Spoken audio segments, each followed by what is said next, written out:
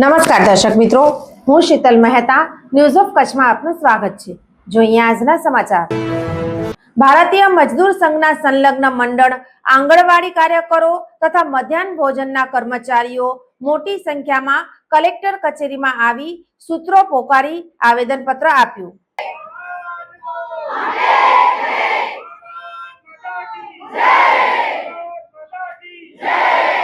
ભારતીય મજદૂર સંઘના નેજા હેઠળ આજે આંગણવાડી સ્કીમ વર્કરોના પ્રશ્નને લઈને કચ્છ જિલ્લા આંગણવાડી કર્મચારી સંઘ દ્વારા ભુજ કલેક્ટર કચેરીમાં આવી અને વણ ઉકેલ પ્રશ્નોને લઈને આવેદનપત્ર આપવામાં આવેલ।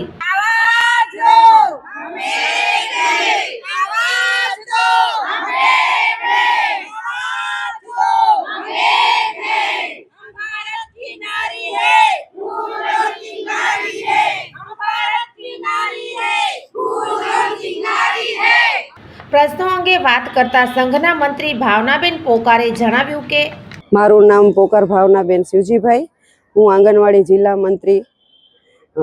મંત્રી છું। મારું કેન્દ્ર છે નવા રસલિયા, સેજો છે નેત્રા અને ઘટક છે નખત્રાણા 1। આજે અમે બધી ભેગું થઈને આવેદનપત્રમાં અમારો મેઇન મુદ્દો છે કે જે સરકારશ્રી તરફથી અમને હાઈકોર્ટનો ચુકાદાનો જે હતો કે પગાર વધારો હાઈકોર્ટ દ્વારા કરવામાં આવ્યો છે, એનો કોઈ હજી સુધી નિકાલ કરવામાં આવ્યો નથી। અમારા ગરમ નાસ્તાના ફ્રૂટનાની કોઈ બિલો અમારા હજી 2 વર્ષ થયા, 1.5 વર્ષ થયા, હજી કોઈના જમા થયા નથી। મંગળ દિવસના એવું છે।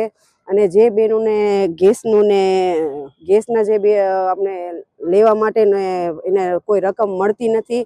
પછી MMEYનો જે સ્ટોક છે અમારો પહેલી સગર્ભા માતાને દેવાનો હોય એ અમને કંટ્રોલ ઉપર લેવા જવું પડે છે, તેનું ભાડું પણ અમને રોકવું પડે છે, એનું કોઈ ભાડું અમને આપવામાં આવતું નથી।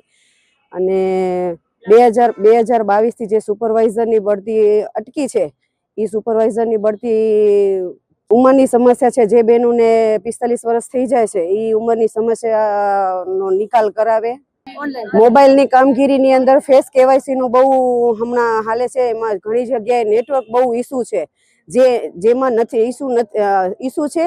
અને જે બેનોના નથી થતા નેટવર્કના હિસાબે એને વારે ઘડી ધમકી આપવામાં આવે છે અને નોટિસો આપવામાં આવે છે અને વારે ઘડી ધમકી આપીને એવું કહે છે કે શૈક્ષણિક પગલાં ભરશું 25/11 ઠરાવ પ્રમાણે એવી રીતે વારે ઘડી ધમકી આપવામાં આવે। આગામી કાર્યક્રમ હમણાં તો કલેક્ટર સાહેબ શ્રી તરફથી ભૂપેશભાઈ પટેલને આવેદનપત્ર આપવાના છે, પછી જેવી રીતે આગળ ભારતીય મજદૂર સંઘવાળા યુનિયનવાળા જે પ્રમાણે અમને કહેશે અમે એ પ્રમાણે આગળ કાર્યવાહી। આ આવેદનપત્ર સાથે બીજું એક આવેદનપત્ર PM પોષણ શક્તિ નિર્માણ મધ્યાહન ભોજન યોજના કર્મચારી સંઘ તરફથી તેમના પ્રશ્નોને લઈને આવેદનપત્ર આપવામાં આવેલ।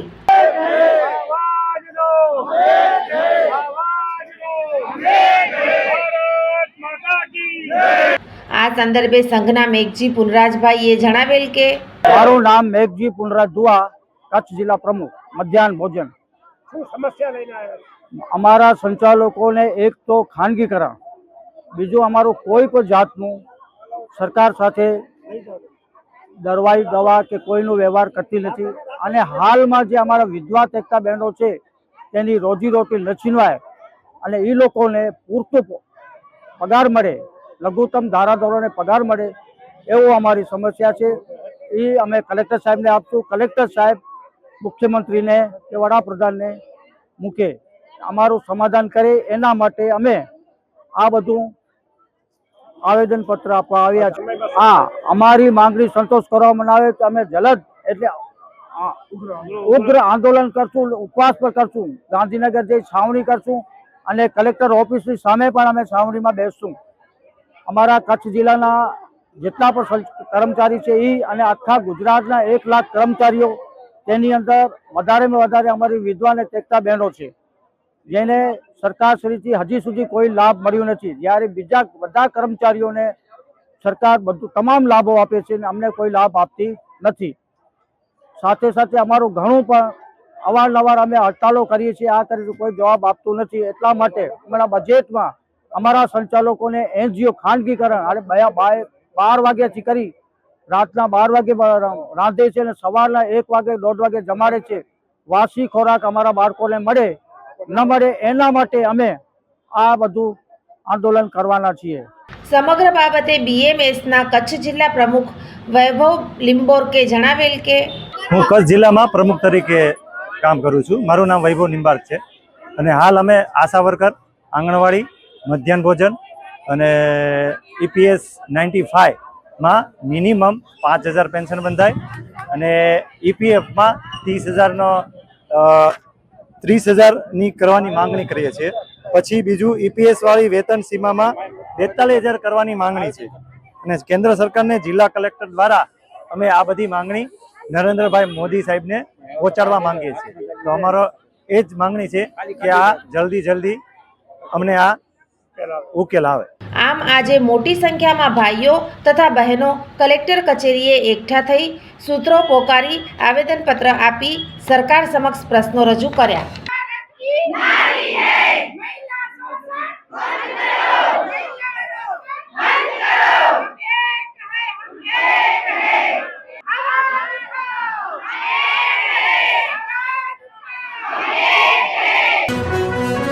सोफ Kutch power by Opal electronics, LG best shop, Vijaynagar road Bhuj, Rambag road Adipur.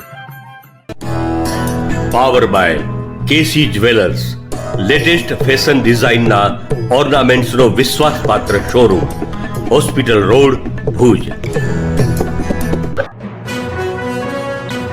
દર્શક મિત્રો, આજે તારીખ 18 માર્ચ 2025 આ હતા આજના સમાચાર. આવતીકાલે ફરી મળીશું. ત્યાં સુધી મને રજા આપશો. નમસ્કાર.